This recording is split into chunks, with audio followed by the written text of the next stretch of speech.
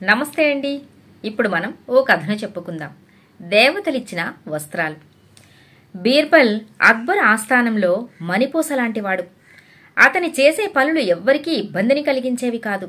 బీర్బల్ అంటే అక్బర్కి ప్రత్యేకమైన అభిమానం. పాదుషా మనసులో తిష్టవేసిన బీర్బల్ని అభిమానించేవాళ్లు కొంతమందైతే, సమయం వస్తే బీర్బల్ని ఏదో ఒక సమస్యలో ఇరికించి ఆస్థానంలోంచి వెళ్లగొట్టాలని ప్రయత్నించేవాళ్లు మరికొందరు. ఈ విషయం అటు అక్బర్కి తెలుసు, ఇటు బీర్బల్కి తెలుసు. అందుకే ఏమాత్రం అవకాశం దొరికినా బీర్బల్ గొప్పతనం నలుగురికి చాటి చెప్పే ప్రయత్నం చేసేవాడు అక్బర్.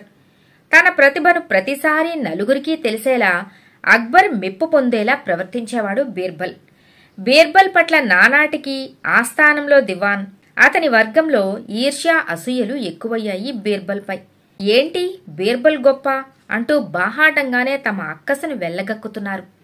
ఒకనాడు అనుకోకుండా ఆ మాటలు అక్బర్ చెవిన పడ్డాయి. బీర్బల్ గొప్పతనాన్ని వాళ్లకు చాటి చెప్పాలని ఒకరోజు నిండు సభలో, బీర్బల్, నానాటికి నీ మెదడు చురుకు తగ్గిపోతుంది. నీ ప్రతిభ మమ్మల్ని రంజింపజేయటం లేదు. నీకు 3 నెలలు గడువిస్తున్నాను. నువ్వు ఈ ఆస్థానంలో ఉన్న వాళ్ళెవ్వరూ చెయ్యలేని గొప్ప పనిని చేసి నాకు కనిపించు, లేదా కొలువులో ఉద్యోగం మానేసి వెళ్ళిపో అంటూ ఖచ్చితంగా చెప్పాడు. దానికి బీర్బల్ అలాగే ప్రభు అంటూ వెళ్లిపోయాడు. బీర్బల్ వెళ్లిపోయిన వారం రోజులకి అక్బర్ సభలో ఉండగా బీర్బల్ మరణశయ్య మీద ఉన్నాడని కబురు వచ్చింది. ఆ కబురును విన్న అక్బర్ మనస్సు చలించిపోయింది. ఉన్న బలంగా బీర్బల్ని చూడటానికి బయలుదేరి వెళ్లాడు. అక్బర్ని చూస్తూనే బీర్బల్ పోయే ప్రాణం లేచొచ్చింది. ప్రభూ అంటూ భోరున ఏడ్చాడు. బీర్బల్, ఏంటిది చిన్నపిల్లాడిలా? ఏడవకు, నీకేం కాదు అంటూ ఊరడించాడు అక్బర్. నేను ఏడుస్తోంది నా ప్రాణం పోతోందని కాదు, ఇన్నాళ్లుగా నన్ను ఆదరించి అభిమానించిన మీ సహచర్యం వదిలిపోతున్నానని అంటూ ఏడుస్తూనే చెప్పాడు బీర్బల్. ఆ మాటకి అక్బర్ మనసు కరిగి నీరైపోయింది. ప్రభూ, ఎవ్వరూ చెయ్యలేని గొప్ప పని చేసి మీ మెప్పు పొందాలనుకున్నాను. అది చెయ్యకుండానే వెళ్లిపోతున్నాను. నన్ను క్షమించండి అంటూ ఏడ్చాడు బీర్బల్. ఇక అక్కడ ఉండలేక లేచాడు అక్బర్. ప్రభూ, నాదో చిన్న విన్నపం. నేను పోయాక నా కుటుంబ భారం మీరే చూడాలి అన్నాడు బీర్బల్. తప్పకుండా అంటూ మాటిచ్చి అక్కడి నుంచి కదిలాడు అక్బర్. అక్బర్ కోటకు చేరగానే ఆ వెనకనే బీర్బల్ మరణించాడనే వార్త చేరింది. బీర్బల్ మరణ వార్తను విని అక్బరు కృంగిపోయాడు. కొన్నాళ్లు గడిచాయి. బీర్బల్కిచ్చిన మాట ప్రకారం అక్బర్ ప్రతి నెల అతని కుటుంబ ఖర్చుల కోసం మొహరీలు పంపుతూ ఆ కుటుంబం యొక్క మంచి చెడులు విచారిస్తూనే ఉన్నాడు. బీర్బల్ చనిపోయి అప్పటికి 2.5 మాసాలవుతుంది. అక్బర్ ఒకరోజు నిండు సభలో ఉండగా ద్వారపాలకుడు పరిగెత్తుకుని వచ్చి, దెయ్యం దెయ్యం, బీర్బల్ బీర్బల్ దెయ్యం అని అరుస్తూ పడిపోయాడు. బీర్బల్ అన్న పేరు వినగానే అక్బర్ మొహంలో సంతోషం పొంగింది. ఆ ద్వారపాలకుడి వెనకనే నింపాదిగా నడుచుకుంటూ బీర్బల్ వచ్చాడు. అతణ్ణి చూస్తూనే అక్బర్తో పాటు అక్కడ ఉన్న సభికులందరూ ఆశ్చర్యానికి లోనయ్యారు. అక్బర్ గబగబా తన సింహాసనం దిగివచ్చి బీర్బల్ని కౌగిలించుకుని, బీర్బల్, నువ్వు బ్రతికే ఉన్నావా? మరి ఆ మరణ వార్త ఏమిటి? ఇన్నాళ్ళు ఏమైపోయావు? ఈ అక్బర్ పాదుషా అన్నీ ఉన్నా నువ్వు లేక గరీబుగా ఉన్నాడు తెలుసా అంటూ ఊపిరి తీసుకోకుండా ప్రశ్న మీద ప్రశ్నను కురిపించి బీర్బల్ని ఉక్కిరి బిక్కిరి చేశాడు. ప్రభూ, ఒక్క నిమిషం ముందు నన్ను వదలండి. మీరు వదలకపోతే మీ ఉక్కు కౌగిలిలో ఊపిరాడక ఇప్పుడు నిజంగానే నేను చచ్చిపోతాను అంటూ కీచుగా అరిచాడు బీర్బల్. ఆ మాటలకి అక్బర్ కౌగిలి వదిలి, త్వరగా చెప్పు మరి అన్నాడు అక్బర్. ప్రభూ, ఈ రహస్యం చెప్పాలంటే ముందు ఈ సభను చాలించాలి. మన ఆస్థానంలో ఉండేవాళ్లు తప్ప మిగిలిన వాళ్ళందర్నీ వెళ్లిపోమ్మనండి అంటూ అక్బర్ చెవిలో రహస్యం చెప్పాడు బీర్బల్. అతడు చెప్పినట్లే చేశాడు అక్బర్. అందరూ వెళ్లిపోయాక ఇప్పుడు చెప్పు అని అడిగాడు అక్బర్. ప్రభూ, నేను చనిపోయాక నన్ను తీసుకెళ్లటానికి యమభటులు వచ్చారు. నేను రాను అని ఎంత మొరాయించినా వాళ్ళు నన్ను లాక్కుపోయారు. తీరా తీసుకెళ్లాక చంపాల్సింది నన్ను కాదు అని తెలుసుకునేసరికి వాళ్ళకి ఇంత సమయం పట్టింది. తమ తప్పును ఎలా సరిదిద్దుకోవాలో వాళ్ళకి అర్థం కాలేదు. నన్ను లాలించి బుజ్జగించి తమ క్షమించమని వేడుకొని మళ్లీ నన్ను ఈ లోకంలో దింపుతూ అపురూపమైన దేవతా వస్త్రాలను కూడా నాకు బహుమానంగా ఇచ్చారు.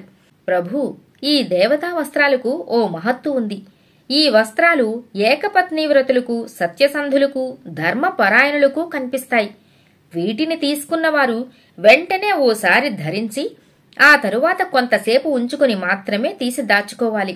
అలా చెయ్యకపోతే ఈ వస్త్రాలు కరినాగులై కాటువేస్తాయి అంటూ తన అంగీ లోపల నుంచి జరీ పొదిగిన ఓ దుస్తుల జతను తీసి అక్బర్కు అందించాడు బీర్బల్.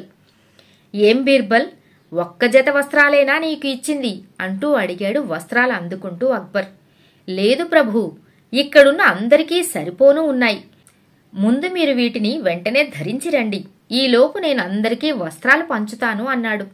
అలాగే అంటూ వస్త్రాలు తీసుకుని అక్బర్ తన మందిరంకేసి వెళ్లాడు.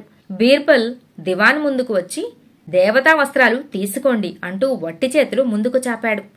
దివాన్ గొంతులో పచ్చి వెలక్కాయ పడింది. బీర్బల్ చేతుల్లో వస్త్రాలు లేవు. ఆ మాట అంటే ఏకపత్నీవ్రతుడు, సత్యసంధుడు, ధర్మపరాయణుడు కాదని ఒప్పుకోవాలి. ఏం చెయ్యాలో పాలుపోలేదతనికి. ఏం దివాన్జీ, మీలో ఆ 3 సుగుణాలు లేవా అంటూ గొంతు తగ్గించి రహస్యంగా అతనికి మాత్రమే వినిపించేలా అడిగాడు బీర్బల్. అబ్బా, ఈ దేవతా వస్త్రాలు ఎంత అద్భుతంగా ఉన్నాయి! ఇంతకు ముందెప్పుడూ ఇలాంటి వస్త్రాలను నేను చూడలేదు అంటూ నవ్వుతూ ఆ వస్త్రాలు అందుకున్నట్లు నటించాడు దివాన్. మిగిలిన వాళ్ల ముందు కూడా వట్టి చేతులు చూపించి వస్త్రాలను తీసుకోమన్నాడు బీర్బల్. వాళ్ళందరూ కూడా దివాన్కు కనిపించి తమకి కనిపించడం లేదంటే తమలో ఆ 3 సుగుణాలు లేవని ఒప్పుకోవటమే అని భయపడి మారు మాట్లాడకుండా తీసుకున్నారు.